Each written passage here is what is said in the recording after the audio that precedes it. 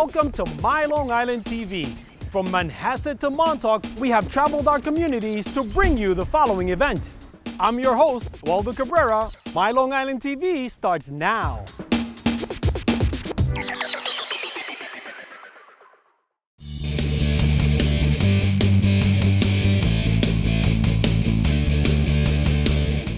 I'm a 21st century barnstormer.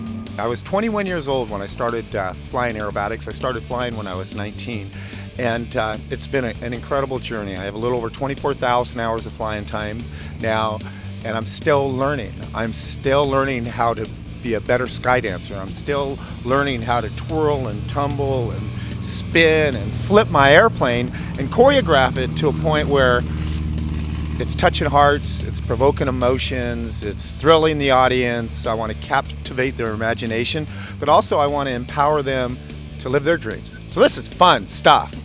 I practice 3 times a day for about 25 minutes per practice session. It takes all day to do those 3 flights to let my body recover. And the only way that you can become accustomed to this level of G is to get in the airplane and do it. But you slowly got to build up to it. At the start of the season, the first 30 flights are awful. You know, the first 30 flights take 10 days and I am nauseous.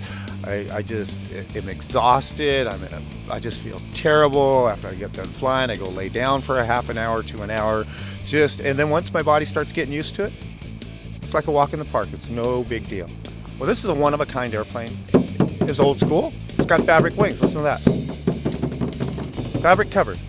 I got titaniums, I got carbon fibers, so I've combined the high tech with the old tech to create a machine that utilizes the best of all the materials, and I put it into a design that has taken me years to develop with the guys I work with, and now I have it, and I have no excuses. This is a fun airplane to fly. The sky is just a magical place. The sunrises, the sunsets, flying with birds, chasing elk over Colorado cross country, and you know, this is such a beautiful country, and you really get to see it in slow motion and down low when you're flying these airplanes across the country.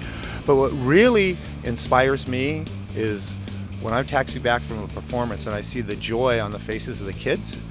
I see the joy on the faces of mom and dad and grandma and grandpa, because everybody is just captured with this notion called flight. People don't quite understand what we do. They think we're crazy.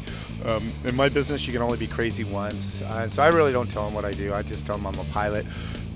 We are very risk averse. I mean, we try, because it is a very dangerous job.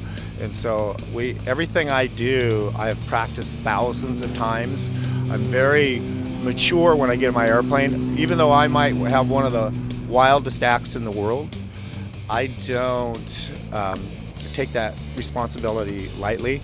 The margins are very narrow, and if you ever step over that edge before you're ready, you've abused the privilege of flight. And so you have to be very, very careful how far you want to push it. I want to push it to the wildest edge of edges, but I don't want to step over that edge. It's a very fine line, and you got to leave your ego out of it. You got to be very humble when you fly on this level. My first aerobatic flight was a lady by the name of Amelia Reed, probably 65 years old. I told her what I wanted to do. She was an aerobatic flight instructor, and first time we rolled that airplane upside down and we recovered and we hit fall out of the sky, I went, wow. I said, do it again. She did it one more time. We recovered and fall out of the sky. I said, teach me that. And once she taught me that, once I got my hands on those controls and I got to roll it and feel that dance, the start of that dance, and I could do it under control, I fell in love with this stuff. It wasn't so much what my parents said when I told them what my dreams were, because they're very giving, loving parents, but what my wife's parents said, you're marrying who and what does he do? And they were very skeptical, and it took a long time for me to be, maybe 30 years to become an overnight success, okay? And so now they see where I've come in my life and what I've achieved in my life through my flying. You know, they're very respectful now, but at the start they thought I was a pretty wacky guy. Well, it's hard to describe the peace that you get for being up in the sky the first time. You're a little nervous, but that peace, as soon as the wheels lift the ground, you're now above the earth. and you're now in a different dimension. See, on the ground, we're on the x-axis, on the y-axis, you got gravity. When you get above the ground, you're on the z-axis, and the sky's the limit.